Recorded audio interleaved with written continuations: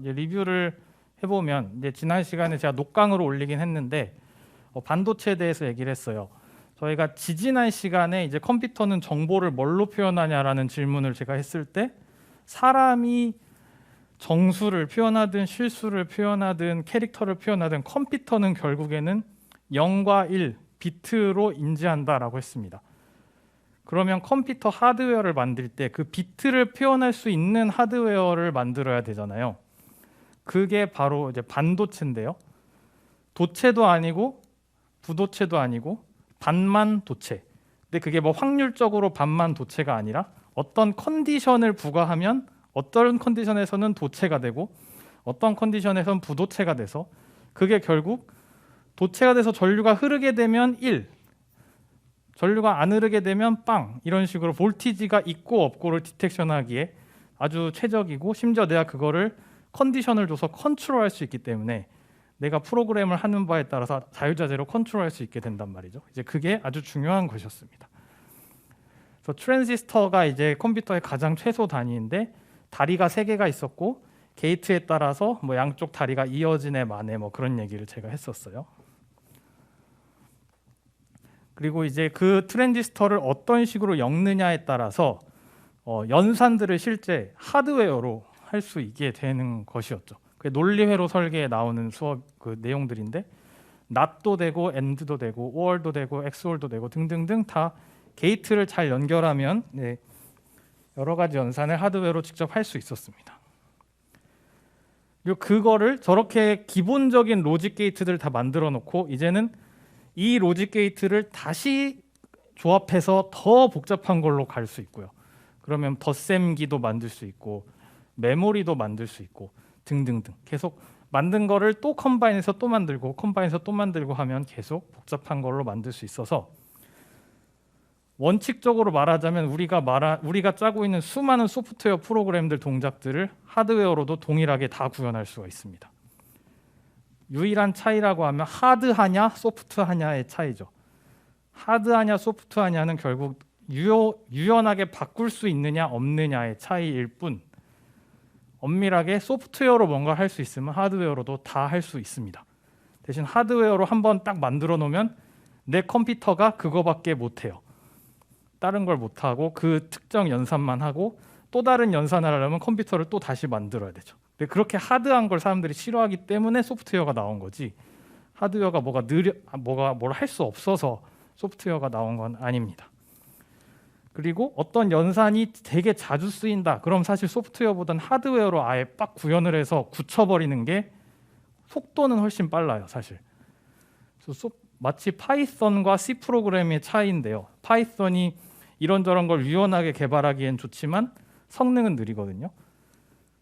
근데 C는 이것저것 개발하기 좀 불편한 반면 성능은 빨라요.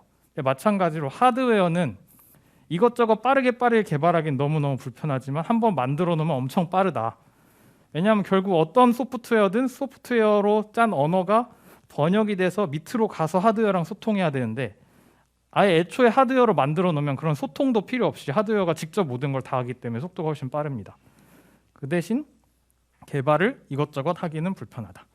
이걸 알아두시고 오늘의 컨텐츠로 넘어가도록 하겠습니다. 오늘의 컨텐츠는 또 새로운 전혀 생소한 이름이실 텐데 폰 노이만 모델이라는 것에 대해서 다뤄보겠고, 하드웨어가 가장 좋아하는 0101 자체로 된 프로그래밍 언어가 있습니다.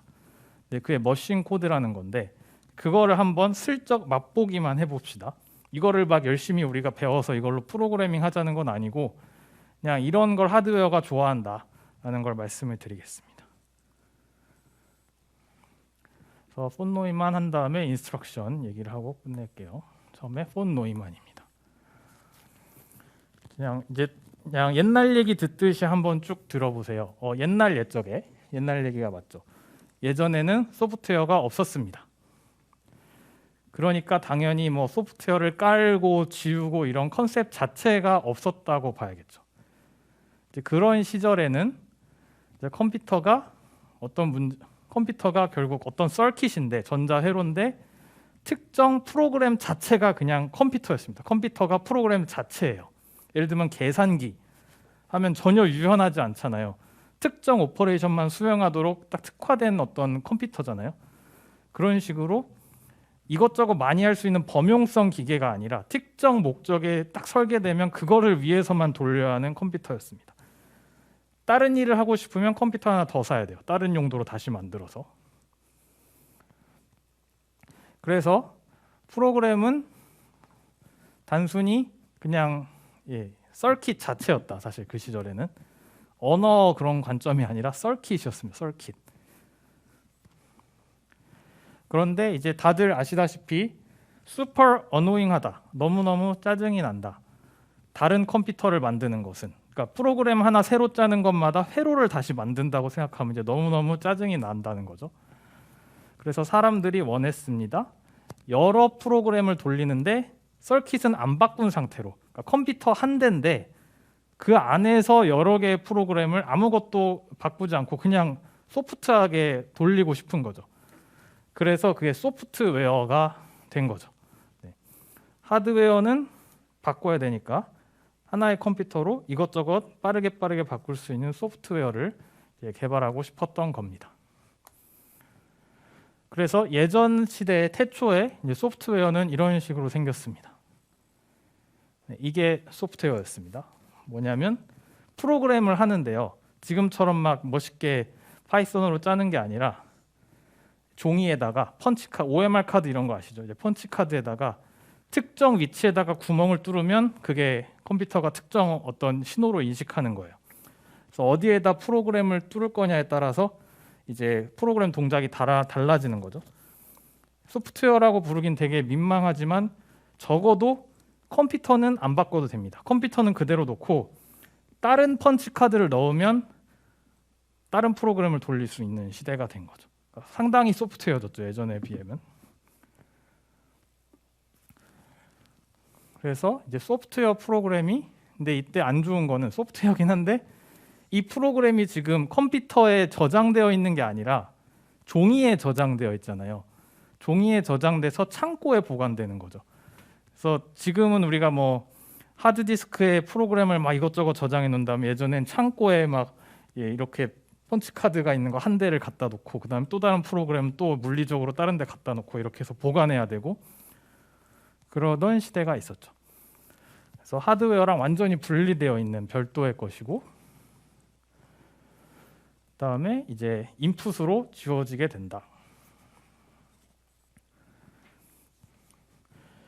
그래서 이게 서킷 프로그램에 비하면 훨씬 더 좋지만 그래도 이제 사람들이 여전히 행복하진 않았죠. 뭐 때문에? 이 펀치 카드를 만들어야 되고 다 구멍 뚫어서 만들어야 되고 그리고 관리도 잘해야 돼요. 이게 물리적으로 마모가 생기거나 누가 찍거나 막 하면은 프로그램이 바뀌는 거잖아요. 그래서 이걸 관리를 잘하는 것도 되게 어려울 거고 그럼 창고 관리하고 창고 문지기가 있어야 될 수도 있고 여러 가지 부가적인 사항이 들어가겠죠.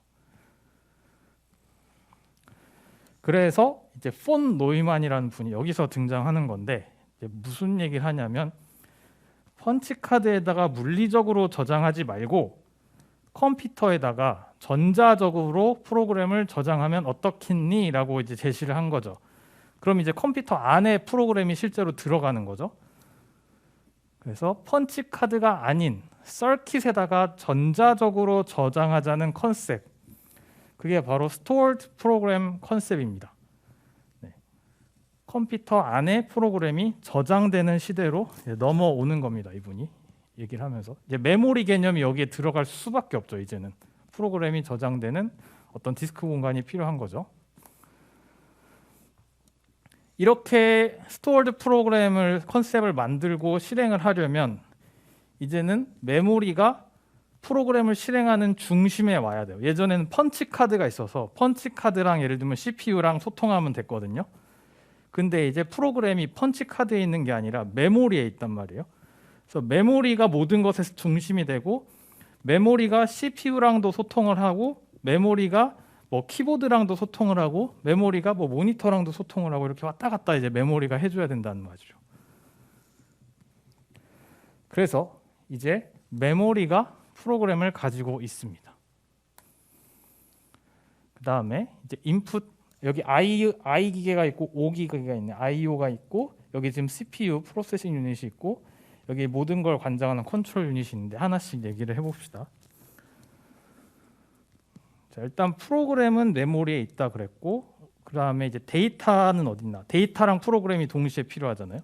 프로그램 메모리에 있고 데이터는 메모리에 있을 수도 있고 아니면 그때그때 키보드 같은 마우스 같은 인풋에서 주어질 수도 있는데 인풋 기계에서 입력을 하면 그게 어디로 가냐면 일단 메모리로 간다. 메모리가 센터입니다.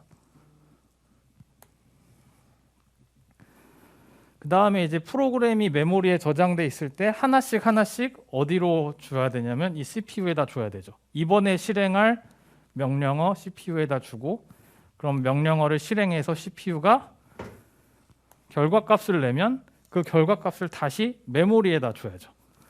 그래서 서로 이게 계속 소통을 긴밀하게 해나가면서 라인이 한 줄 실행되는 컨셉입니다. 그래서 이거를 계속 반복한다. 계속 반복을 한다. 그러다 보면 이제 프로그램이 어떤 결과값을 내놓겠죠. 그 결과값이 아웃풋으로 가는데 그게 결국 또 어디서 가냐면 메모리에서 아웃풋 디바이스로 가서 이제 사람이 보는 거예요. 프린터로 가든 모니터로 가든 그거는 이제 알아서 하면 되고. 그리고 이 모든 과정을 누가 관장하냐면 마치 그 지휘자 같은 유닛이 있어요. 지휘자 같은 친구의 컨트롤 유닛인데 이제 얘가 프로그램이 제때 잘 실행이 되고 있는지, 그 다음 라인은 뭔지, 그 다음 라인은 어디로 가야 있는지 뭐 등등등 여러 가지를 다 관장하는 제어 기계가 여기 하나가 있습니다. 그래서 얘가 이제 모든 게 제대로 돌아가는지 이제 관리를 하고 있는 거죠. 그래서 이 컨셉이 이제 스토어드 프로그램 컨셉에서 등장한 폰 노이만 모델입니다. 프로그램을 이런 식으로 돌리자라는 제안이죠. 메모리가 중추에 있고 인풋, 아웃풋, CPU 컨트롤 유닛으로 딱 이렇게 구조를 만들어서 프로그램을 실행하면 잘 되겠다라고 제안을 한 겁니다.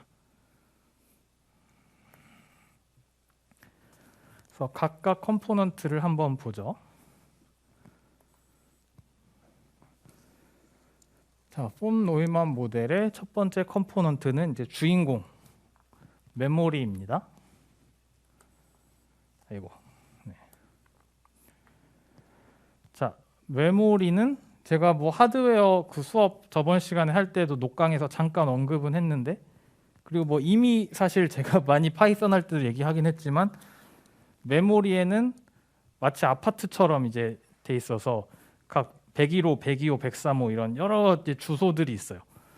그때 그 주소마다 이제 독립적인 데이터가 살고 있을 수 있는 그 공간인데 그래서 지금 여기 나온 것 그대로 메모리에는 많은 메모리 위치들이 존재한다. 많은 메모리 칩들이 존재하고 각 칩마다 주소가 있습니다. 유니크하게 주소. 101호 하면 걔가 두 집이 될 수는 없어요.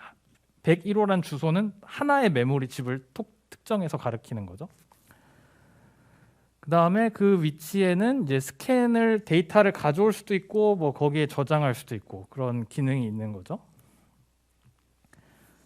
그래서 예를 들면 지금 메모리 칩이 몇 개냐 8개의 메모리 칩을 이렇게 세팅을 해놓고 얘네들 각각을 지금 이렇게 주소를 이렇게 세팅을 해놨어요. 8개니까 3비트, 3개 비트로 이렇게 메모리를 나타내도록 세팅을 할 수가 있겠죠. 그 다음에 이제 각 메모리 공간에다가 이제 무슨 데이터를 넣을 거냐. 주소가 3비트라고 이 안에 3비트가 들어갈 필요는 없죠. 전혀 별개죠. 주소를 표현하는데 몇 개의 비트가 필요한가는 내가 메모리 공간을 몇 개를 쓸 거냐라는 질문하고 이제 일맥상통하는 거고 그거랑 각 로케이션의 데이터를 얼마나 저장할 거냐는 전혀 별개입니다. 그죠? 그래서 이제 어드레스가 있고 스토어드 데이터가 있다. 그래서 자 이제 메모리 사이즈는 결국 그럼 이 전체잖아요. 전체를 다 나타내는 건데 뭐 두 개에 이제 기인한다고 했습니다. 첫 번째는 얼마나 칩이 많으냐, 이 공간이 몇 개나 되느냐가 일단 메모리 사이즈를 결정할 때 되게 중요하고 두 번째는 각 공간이 얼마나 되는 데이터를 스토어할 거냐. 이 두 개를 동시에 고려해서 곱해버리면 이제 전체 메모리 사이즈가 있죠. 내가 이 전체 공간에 데이터를 얼마나 저장할 수 있느냐가 결정이 될 것 같습니다. 그래서 이제 원 로케이션은 보통 한 바이트를 저장한다고 여기 돼 있죠. 한 바이트는 8비트고 여기도 지금 8개 비트가 있죠. 그래서 예를 들어 만약에 메모리가 로케이션이 엄청 많네요. 2에 34승계의 로케이션이 있어요. 그리고 각 위치가 8비트를 저장한다고 하면 이제 16기가 바이트 메모리라고 부르는데요. 이게 왜 그런지 잠깐만 보면은, 자 지금 2에 34승계의 로케이션이니까, 그리고 거기에 각각 1바이트씩 저장이 되니까 바이트는 여기서 이미 퉁쳐서 없어졌고 이제 16기가계의 로케이션이라고 보면 되는데, 이게 왜 그러냐면 2의 10승이 1000이거든요. 1024잖아요. 그래서 2의 10승을 보통 10의 3승으로 바꿉니다. 2의 10승은 10의 3승이다 라고 생각해 보면 2의 10승은 킬로, 2의 20승은 이제 10의 6승이니까 메가, 2의 30승은 10의 9승이니까 기가예요. 기가. 그러면 2의 34승계는 2의 30승 곱하기 16이죠. 2의 4승이니까. 그래서 16기가계의 메모리 위치가 있습니다. 16기가계의 메모리 위치가 각각 1바이트씩 데이터를 저장하고 있으니까 이 메모리의 크기는 16기가바이트입니다. 그래서 제가 만약에 시험 문제에 이런 식으로 뭔가 꼬아가지고, 자 뭐 위치가 만약 여러분에게 뭐 64기가바이트짜리 메모리가 있습니다. 거기에 있는 메모리 주소 개수는 뭐 몇 개일까요? 뭐 아니면 메모리 위치의 개수는 몇 개일까요? 뭐 이런 식으로 질문을 하면 왔다 갔다 하면서 이제 우리가 개수를 도출할 수 있으면 될 것 같습니다. 그렇죠?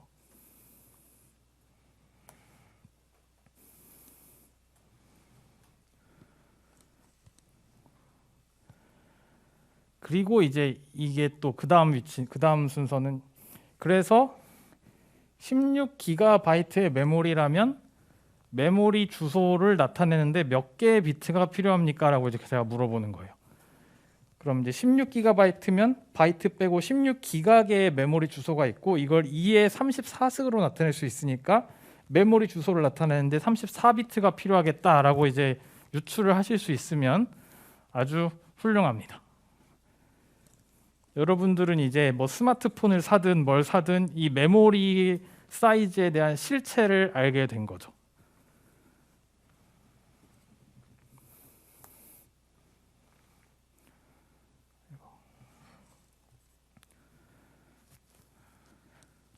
자, 그리고 이제 메모리 안에 좀 막 이상한 것들 박스가 또 있잖아요. 이 박스들에 대해서 알아볼게요. 이 메모리들을 동작하게 하기 위한 필수적인 것들인데요.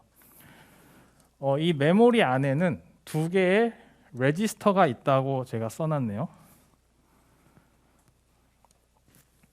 그럼 이제 일단 레지스터라는 단어를 처음 제가 얘기를 했으니까 레지스터가 뭐냐라고 하면 그냥 메모리랑 비슷한 건데요. 메모리가 이제 어떤 기술로 만들었냐에 따라서 되게 속도가 차이가 많이 나거든요. 그런데 이제 레지스터라고 하는 메모리는, 스토리지는 특별히 되게 비싼 기술로 만든 메모리라고 생각하면 돼요. 그래서 되게 빨라요. 인풋 아웃풋으로 하는 게 엄청 빠른데, 그러다 보니 빠른 건 좋지만 비싸니까 엄청 큰 사이즈로 만들기는 어렵고, 그래서 되게 제한적으로 엄청 특정 어떤 좋은 목적이 있으면 그거에만 쓸 수 있는 조그만 사이즈의 아주 빠른 메모리라고 기억하면 대충 맞습니다. 레지스터. 그래서 막 마음 같아서는 레지스터만 막 16기가바이트를 하고 그럼 좋겠지만, 그러면 이제 컴퓨터를 우리가 살 수가 없다, 이런 상황이 되기 때문에 레지스터는 보통 되게 제한적인 목적으로 씁니다. 여기 써 있는 대로 small amount of fast storage 이런 게 있고, 그래서 메모리 전체가 막 레지스터처럼 구성되어 있는 게 아니라 메모리 전체 여러 가지 메모리 주소들은 좀 느리고, 생각보다 좀 느리고, 그 중에 진짜 빠른 두 개의 메모리가 있습니다. MAR과 MTR이라는 두 개가 있는데, MAR이라는 레지스터는 메모리의 주소를 하나 가르칠 수 있는, 저장할 수 있는 레지스터입니다. 그래서 내가 어느 주소에서 데이터 갖다 줘라고 할 때 써먹는 거예요. 그럼 MAR에다가 딱 주소를 입력하면 그 주소로 가서 데이터를 가져옵니다. 그리고 MDR은 데이터를 꺼내올 때 쓰는, 그래서 MAR하고 MDR을 두 개를 같이 쓰면은 MAR에다가 내가 어디로 가서 데이터 가져와줘라고 MAR에다 써놓으면 그 주소로 가가지고 거기에 있는 데이터를 꺼내서 MDR에다 넣어가지고 저한테 줘요. 그럼 저는 MDR에 있는 걸 갖다 쓰면 되겠습니다. 그런 식으로 이 두 개의 레지스터를 써서 메모리 전체를 돌아다니면서 데이터를 꺼내오고 저장하고 막 이런 식으로 하는 거죠.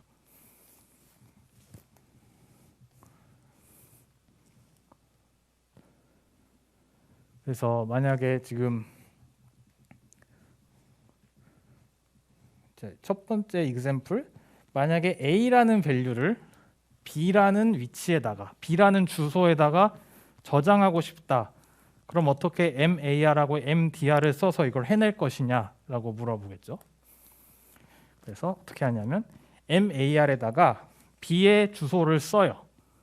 주소를 쓰고 그 다음에 MDR에다가 value A를 써요. 그렇게 한 다음에 이제 스토어 해라라고 어떤 커맨드를 딱 날려요.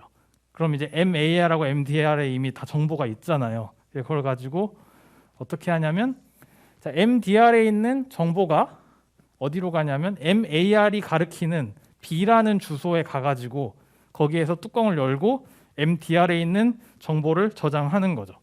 그러면 이제 그 장소에 A라는 밸류가 저장이 되겠죠. 자, 이거는 저장하는 거고, 거꾸로 이제 가져오는 거, 메모리에 있는 걸 가져와서 쓰고 싶을 때는 로딩인데, 그때는 밸류가 있는지 없는지 A인지 B인지 C인지 하나도 몰라요. 이렇게 가져오는 입장에서는 그냥 B라는 위치에서 밸류를 가져와라 라고 얘기를 할 수밖에 없죠. 그래서 이때는 B라는 위치 주소를 MA에다 쓴 다음에 로딩해줘 라고 이제 요청을 하는 거예요.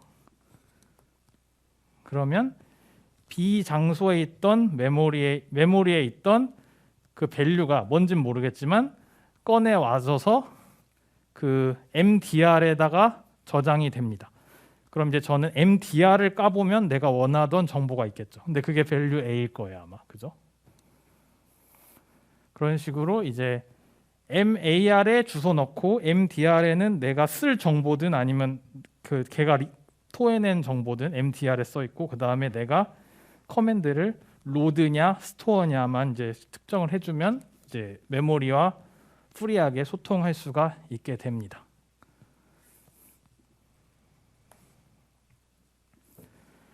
그럼 이제 메모리에 대한 설명을 일단 마치게 된 거고, 그럼 메모리랑 가장 긴밀하게 자주 소통해야 되고 실제 연산이 이루어지는 곳이 어디냐면 PU라고 되어 있는 프로세싱 유닛. 보통 우리가 CPU라고 많이 얘기하죠. 근데 뭐가 됐든 다 PU예요. CPU, 뭐 GPU 다 PU잖아요. 프로세싱하는 단계인데 여기도 지금 두 개가 뭐가 있네요. 지금 두 개가 뭐가 있어요. 이거에 대해서 얘기를 좀 해봅시다. 자, 컴퓨터의 프로세싱 유닛은 아주 많은 이제 복잡한 것들로 이루어져 있다. 뭐 디비전도 하고 스퀘어 루트도 하고 이것저것 다 할 수 있는 게 요즘 많은데 우린 그거 다 필요 없고 진짜 간단한 것만 봅시다. 아주 간단한 뭐 덧셈기 아니면은 뭐 AND OR 뭐 이런 연산만 하는 아주 심플한 ALU, Arithmetic and Logical 뭐 유닛인가? 예, 이것만 이제 생각을 해보도록 하겠습니다. 이게 가장 기본 단위죠. 그래서 얘가 하는 거는 베이직한 수리 연산을 한다. add를 하든 subtract를 하든 뭐 이런 걸 할 수가 있다. 그리고 가장 단순한 로직 오퍼레이션 할 수 있다. AND, OR, NOT 같은 거.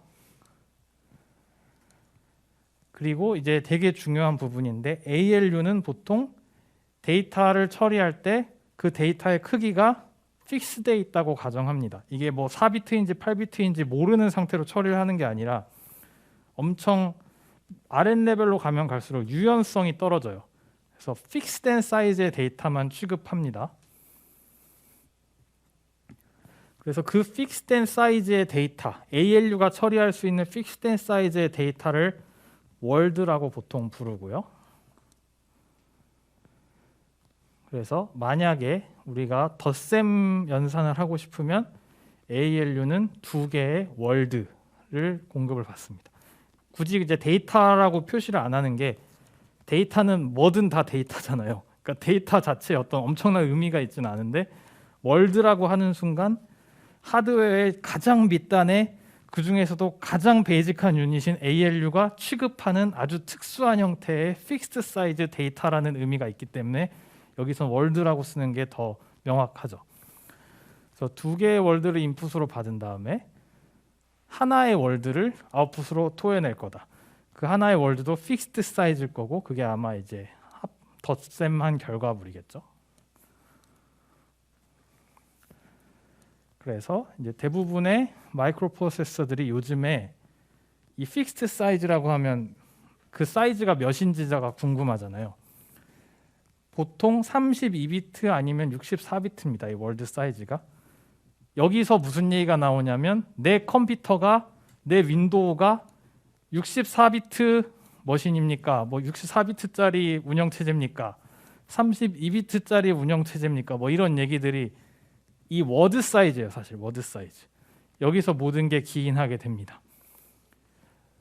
한동안 32비트 머신이었는데 요즘 다 64비트로 바뀌었죠. 우리 컴퓨터들이.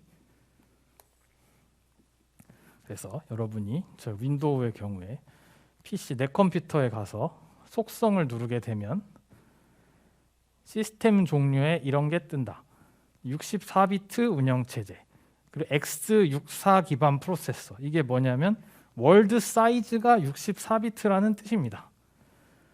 근데 이게 기존에 32비트였다가 64비트가 됐다는 거는 이게 크면 좋다는 뜻이잖아요. 뭔가. 그러니까 커졌겠죠. 왜 크면 좋냐? 이게 큰 게 도대체 무슨 의미인가? 라는 걸 말씀을 드리면 이 월드 사이즈가 크다는 얘기는 ALU가 한 번에 처리할 수 있는 데이터의 크기가 크다는 얘기입니다. 한 번에 많은 걸 처리할 수 있다. 그 얘기는 마치 예전에 월드 사이즈가 작을 때는 데이터들이 다 예를 들면 32비트짜리 32비트짜리 이렇게 막 일렬로 줄 서서 이렇게 1차선처럼 돼 있었던 것들이 64비트가 한 번에 다 연산이 때려박아서 된다면 광화문 이렇게 차선이 많은 도로처럼 차선이 늘어나는 효과가 있다. 그럼 결국 데이터 처리 속도가 훨씬 빨라진다는 얘기가 되죠. 한 번에 여러 개를 처리할 수 있게 되었으니까. 그래서 이제 64비트로 늘어나면 32비트로 갈 이유가 없죠. 그렇습니다. 그래서 저희는 지금 저희 아무 생각 없이 쓰고 있는 우리 컴퓨터의 각 용어들이 무슨 의미인지 지금 보고 있습니다. 메모리가 몇 기가바이트다. 그럼 그게 실제로 무슨 의미인지 얘기를 했고, 그다음에 우리의 운영 체제가 뭐 64비트입니까? 32비트입니까? 그럼 이제 그게 실제로 무슨 소리인지 또 얘기를 했습니다. 자, 그럼 이제 좀 더 메모리를 여기다 제가 같이 붙였어요. 그 얘기는 메모리랑 어떻게 소통할지를 얘기하겠다는 뜻입니다. ALU가 여러 가지 오퍼레이션을 하려면 이제 메모리랑 왔다 갔다 해야 되잖아요. 예를 들면 A 플러스 B 곱하기 C를 해야 된다. 근데 ALU는 한 번에 하나밖에 못 하잖아요. A 플러스 B 아니면 뭐 곱셈 하나 이거밖에 못 하는데 이런 복합적인 연산을 하려면 메모리랑 소통해야 돼요. 이제. 그래서 예를 들면 일단 첫 번째 A 플러스 B를 해야죠. 그러면은 A랑 B를 어디서 받아오냐면 메모리로부터 받아와야겠죠. 뭐 MAR에 입력하고 뭐 MDR을 통해서 받아오겠죠. 그 다음에 A 플러스 B를 ALU에서 연산을 하고 그 결과값을 내보내겠죠. 그걸 이제 temporally라고 해서 그냥 T라고 합시다. T. 그럼 이제 T를 버릴 수 없으니까, 왜냐하면 T를 재활용해야 되잖아요. C랑 곱하려면. 그래서 T를 또 어딘가에 저장을 해놓을 수밖에 없어요. 메모리 어딘가에다 이제 T를 저장을 또 해놓고, 그 다음에 이제 다시 T랑 이제 곱셈 연산을 하려니까 T랑 C를 다시 메모리에서 가져오죠. 그 다음에 이제 T 곱하기 C를 ALU에서 하죠, 직접. 그 다음에 ALU에서 R이라는 리절트가 발생을 하면 다시 그 R을 메모리에다 저장을 해야 된다. 이걸 계속 왔다 갔다 하나의 연산할 때마다 메모리랑 왔다 갔다 하면서 프로그램을 실행할 수밖에 없습니다. 그래서 느립니다. 느릴 수밖에 없습니다. 그 애드나 멀티플라이어 그냥 하나 하는 것보다 메모리랑 왔다 갔다 하는 이 시간이 오래 걸려요. ALU에서 연산하는 시간은 빠른데 메모리랑 왔다 갔다 하는 시간이 오래 걸립니다. 그래서 이런 종류의 얘기들이 사실 되게 모던 컴퓨터에도 있어요. 예를 들면 우리가 딥뉴럴 네트워크를 실행을 하고 싶다. 그럼 뭐 GPU에서 보통 많이 실행을 하는데 GPU 자체는 무지하게 빠른데 이것저것 인풋을 받아서 딥뉴럴 네트워크에 넣어야 되거든요. 그럼 CPU에서도 뭔가 할 일을 잠깐 해야 돼요. 그러면 GPU에서 끈덕지게 계속 여러 가지를 실행할 수 있으면 좋겠지만 많은 경우에 계속 CPU랑 왔다 갔다 하는데 그 시간이 엄청 오래 걸립니다. 그래서 그걸 좀 적게 하기 위한 머리를 사람들이 굴리고 있기도 하고요. 그래서 여기서도 지금 시대는 AI 시대가 이때는 아니지만 어쨌든 비슷한 종류의 고민은 태초부터 계속 사람들이 해올 수밖에 없어요. 원리는 동일하거든요. 그래서 메모리에 자꾸 왔다 갔다 하는 거 좀 적게 하고 싶다는 거죠. 그래서 이제 등장을 한 게 간단한 정보도 다 메모리에서 왔다 갔다 하면서 가져오기는 좀 싫다. 그래서 진짜 간단하고 자주 쓰이는 종류의 정보들을 저장하려고 얘를 만들었습니다. 얘를. 중요한 건 CPU 안에 넣었다는 거죠. CPU 안에 뭔가를 넣었다. 메모리를 왔다 갔다 하기 싫어서 CPU 안에다 직접 잠깐 임시 거처를 하나 만들어 놨습니다. 그래서 이 템프가 뭐냐면 결국 얘도 레지스터입니다. 레지스터. 그러니까 막 중간에 잠깐 생기는 밸류들까지 다 메모리에다 저장해 놓고 다시 가져오는 건 너무 싫으니까 그럼 잠깐 생기는 것들은 CPU에도 메모리 공간을 조금은 주자. 그래서 걔를 통해서 바로 왔다 갔다 하면 훨씬 빠르다라는 겁니다. 그래서 레지스터가 여기 CPU 안에도 있습니다. 예를 들면 아까 생겼던 T라는 밸류 이런 것들은 이 템프에다 저장해 놓으면 되겠죠. 메모리에다 넣지 말고. 그리고 이제 그럼 이 레지스터는 얼만큼의 정보를 저장할 수 있습니까? 라고 하면 이 ALU 연산하고 좀 맞물려야겠죠. 만약 ALU가 월드 사이즈가 64비트라면 적어도 이 템프라는 레지스터에 저장할 수 있는 하나의 정보 단위가 그 월드 사이즈 정도는 돼야 되잖아요. 그래야 ALU랑 한 번에 왔다 갔다를 잘 할 수 있겠죠. 그거보다 많거나 적으면 사실은 비효율적이게 되는 거고. 그래서 보통 뭐 64비트 프로세서라고 하면 그 프로세서의 레지스터는 64비트 정보를 가지게 됩니다. 그래서 우리가 뭐 64비트 머신이다 그럼 두 가지가 64비트인 거죠. 월드 사이즈가 64비트다. 두 번째, 프로세싱 유닛에 있는 레지스터가 64비트짜리 정보를 저장할 수 있다. 두 가지를 얘기할 수 있겠습니다. 자, 그럼 이제 중추적인 뇌관은 다 다룬 거고 이제 주변 것들을 조금씩 얘기를 해봅시다. 인풋과 아웃풋이 있네요.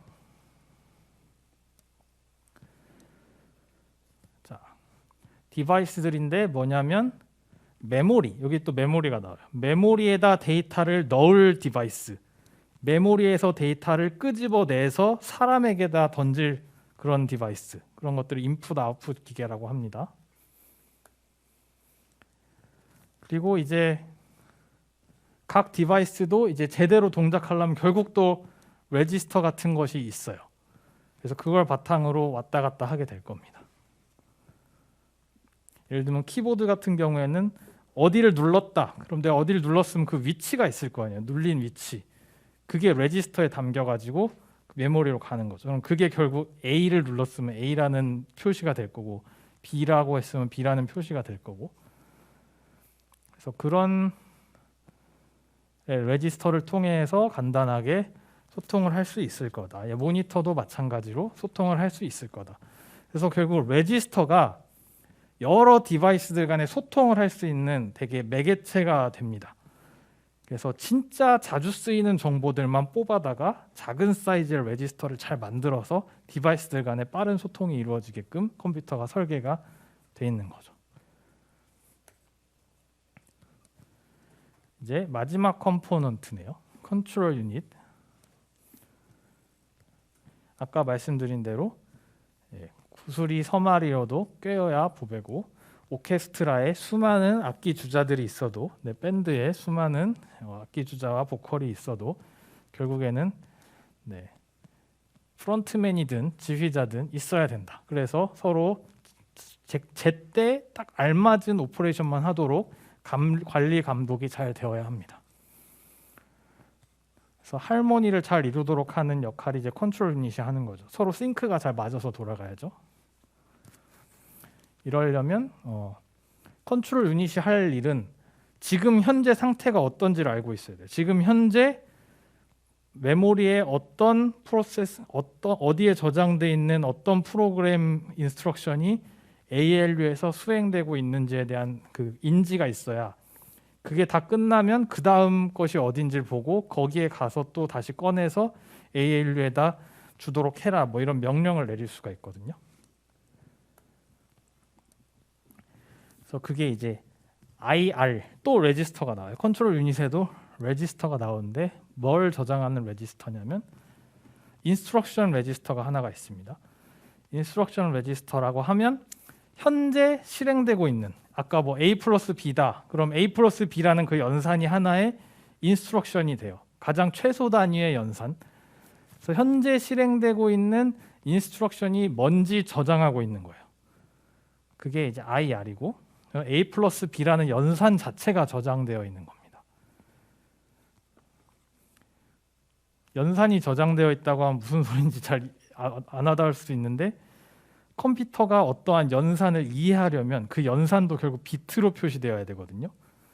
그래서 A 플러스 B가 somehow 비트로 표시돼요. 플러스라는 기호를 쓰는 게 아니라 플러스도 어떤 비트로 나타내야 되거든요, 나중에. 그래서 그 비트 시퀀스가 하나 저장되어 있는 거예요. A 플러스 B가 0101로 번역된 상태의 어떤 비트 시퀀스가 IR이라는 레지스터에 저장되어 있습니다. 그 다음에는 이제 또 하나의 레지스터인데 프로그램 카운터예요. IR은 현재 실행되고 있는 인스트럭션 자체고, 프로그램 카운터는 주소거든요. 그 인스트럭션이 메모리에 어느 주소에 있는지. 근데 현재 인스트럭션 말고 그 다음에 실행할 인스트럭션이 메모리에 어디에 있는지 주소가 저장되어 있어요. 그래서 이 두 개를 알고 있으면 어떻게 되냐면, 내가 PC가 가리키는 메모리 주소에 가서 거기서 데이터를 꺼내 가지고 IR에다 집어넣으면 이 IR에 있는 거를 가지고 ALU가 뭔가 실행을 하게 되겠죠. 그 다음에 그게 끝나면 다시 PC가 가리키고 있는 PC가 업데이트가 되겠죠. 그 사이에. 그다음에 PC로 다시 가서 또 데이터를 가져오면 그 데이터가 사실은 인스트럭션이에요. 그 인스트럭션을 가지고 ALU가 또 수행을 하고 그 사이에 PC는 또 업데이트돼요. 그 다음 코드로. 그 다음 코드가 저장되어 있는 곳으로 업데이트돼서 계속 IR하고 PC가 업데이트되고 하면서 첫 번째 라인, 두 번째 라인, 세 번째 라인, 네 번째 라인, 다섯 번째 라인, 이렇게 계속 프로그램을 한 줄 한 줄 한 줄 실행을 하는 것입니다.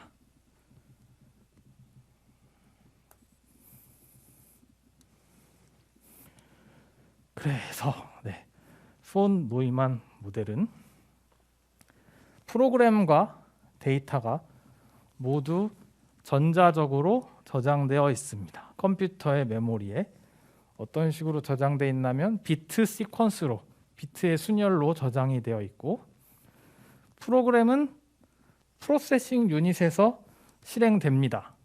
중요한 건 한 번에 한 인스트럭션만 실행됩니다. 나머지는 다 메모리에 저장되어 있습니다. 그리고 그때그때마다 올바른 인스트럭션, 첫 번째 인스트럭션, 두 번째 인스트럭션, 세 번째 인스트럭션 다 이렇게 지시를 해줘야 메모리랑 ALU가 서로 소통을 잘 할 텐데, 그 이번에 어느 코드가 어디에 저장되어 있으니 거기로 가서 가져와서 연산해라고 명령하는 주체가 뭐냐면 컨트롤 유닛입니다.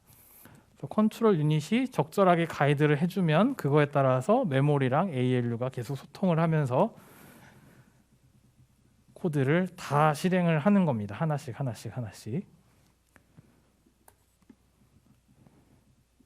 네, 이게 이제 하나의 예시인데요. 방금 얘기한 그 폰 노이만 모델에 의거해서 16비트 머신을 한번 만들어 본 거예요. 그 교과서에서 수업용으로 만든 건데 뭐 다 이해하실 필요는 없고 이건 그냥 예시로만 얘기하면, 리틀 컴퓨터 3라고 수업용으로 컴퓨터를 하나 디자인을 하셨대요. 그래서 폰 노이만 모델인데 16비트 월드 사이즈랑 이제 프로세싱 유닛에는 레지스터가 8개가 있다. 템포러리 정보를 저장할 때 8개가 필요했나 봐요. 그래서 그 지금 보면은 프로세싱 유닛이 오른쪽에 있고 거기 지금 레지스터가 몇 개가 있고 그다음에 여기 뭐 ALU가 있고 등등등 있죠. 그래서 이런 리틀 컴퓨터를 그냥 만들어 보는 것도 컴퓨터 사이언스 기초 수업에서는 할 수가 있는데 이제 우리의 그 관심사는 아니고요. 그냥 이런 게 있다라는 것만 얘기를 하고, 그다음에 이제 제가 한 30초만 있다가 이제 인스트럭션에 대한 얘기를 하겠습니다. 소화를 한 30초만 따로 해보세요. 네, 당연히 질문을 하셔도 되고 넘어가도록 하겠습니다. 그래서 아까 제가 인스트럭션을 한 번에 하나씩 메모리가 그 프로세싱 유닛한테 주고 프로세싱 유닛이 그걸 처리한다고 했는데, 그래서 그걸 어떻게 하느냐를 얘기를 좀 구체적으로 하나의 예시만 가지고 한번 얘기해 볼게요.